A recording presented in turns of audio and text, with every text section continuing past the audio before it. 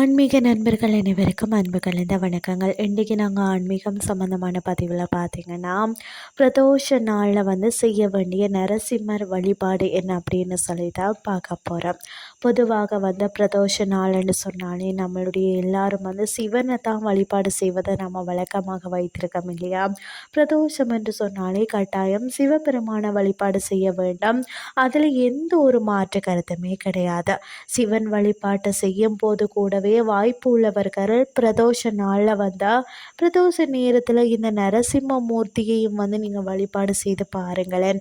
உங்களுடைய வாழ்க்கையில் இருக்கக்கூடிய கடுமையான கஷ்டங்களுக்கு அன்றே ஒரு விடிவு காலம் கிடைக்கும். ஏனென்று சொன்னால் பிரதோஷ நாளில் பிரதோஷ நேரத்தில் நரசிம்மர் வழிபாடு செய்வது ரொம்ப ரொம்ப சிறப்பு. அதாவது பார்த்திங்கன்னா, நரசிம்மருக்கு நாளை என்ற வார்த்தை கிடையாது. இப்போதே நீங்கள் கேட்ட வரத்தை கொடுக்கக்கூடிய தெய்வம் நரசிம்மர் என்று சொல்லலாம். ஏனென்றால் நரசிம்மர் அவதாரம் ஒரு நொடி பொழுதுல இந்த பூமியில உருவானது. அதாவது பார்த்தீங்கன்னா, பிரகலாதன் கூப்பிட்ட குரலுக்கு ஓடி வந்த கடவுள் தான் நரசிம்ம மூர்த்தி. நரசிம்ம மூர்த்தி பார்ப்பதற்கு உக்கிரமாக இருக்கலாம், ஆனால் குழந்தை உள்ளம் கொண்டவர். இவரை பிரதோஷ காலத்தில் எப்படி வழிபாடு செய்தால் நமக்கு இருக்கும் கடுமையான கடன் சுமை குறையும், கடுமையான கஷ்டங்கள் ஒரே நாளில் விலகணும். நரசிம்மர் கோவிலில் பிரதோஷத்தன்று என்ன தானம் செய்வது அப்படின்னு சொல்லி தான் நாங்கள் இன்றைக்கி ஆன்மீகம் சார்ந்த பதிவில் தெரிஞ்சு கொள்ளலாம். நரசிம்மரை வழிபாடு செய்யணும் அப்படின்னு சொன்னால் நம்மளுடைய மனதில் எந்த கெட்ட எண்ணமும் இருக்கக்கூடாது.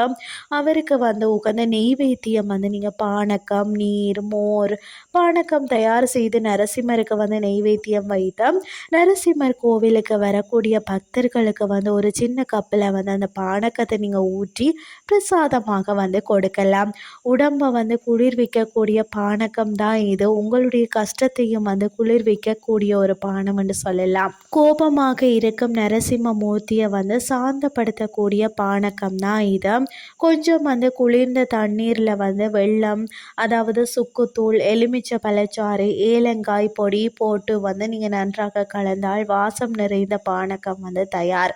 இதை கொஞ்சம் கூடுதலான அளவில் சேர்த்து கோவிலுக்கு கொண்டு போய் பக்தர்களுக்கும் நீங்கள் உங்கள் கையால் இந்த பானக்கத்தை விநியோகம் செய்ய வேண்டும்.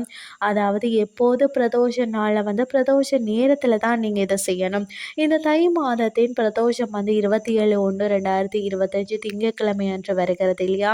இந்த நாளில் மாலை 4:30 மணியில இருந்து 6 மணி வரைக்குள்ள இருக்கக்கூடிய இந்த நேரத்தில் தான் உங்கள் வீட்டு பக்கத்தில் இருக்கக்கூடிய நரசிம்மமூர்த்தி கோவில் இருந்தால் அந்த கோவிலுக்கு நீங்கள் சென்று இந்த பானக்கத்தை பக்தர்களுக்கு நீங்கள் தானமாக கொடுங்கள். ஒருவேளை வாய்ப்பே இல்லை, நரசிம்மர் மூர்த்தி கோவில் எங்கள் வீட்டு பக்கத்தில் இல்லை, எங்களால் நரசிம்மரை தரிசனம் செய்ய இயலாது அப்படின்னு சொன்னீங்கன்னா, இதே பானக்கத்தை தயார் செய்த சிவன் கோவிலுக்கு எடுத்து சென்று நீங்கள் தானம் கொடுக்கலாம், தவறு கிடையாது. பானக்கத்தை கொடுக்கும்போது நரசிம்ம மூர்த்தியே போற்றி போற்றி, நரசிம்ம மூர்த்தியே எங்கள் கடன் சுமையை குறைத்து விடு என்று மனதில் சொல்லிக்கொண்டே இந்த பானக்கத்தை பக்தர்களுக்கு நீங்கள் தானமாக கொடுக்கலாம். கோவிலுக்கு செல்லவில்லை என்றாலும் பரவாயில்ல, வீதியில் காய்கறி விற்பவர்கள், செருப்பு தைப்பவர்கள், பழங்கள் விற்பவர்கள் அப்படின்னு சொல்லி வெயிலில் உழைக்கக்கூடிய உழைப்பாளிகளுக்கு கூட உங்கள் கையால் பானக்கத்தை நீங்கள் தானம் செய்தீங்கன்னா உங்களுடைய கடன் எல்லாம் குறையும். வெயிலில் கஷ்டப்பட்டு வேலை செய்பவர்கள் குளிர்ந்த பானக்கத்தை குடித்ததுக்கு பிறகு மனதார வாழ்த்தும் போது உங்களுடைய கஷ்டம் இருந்த இடம் தெரியாமல் காணாமல் போகும்.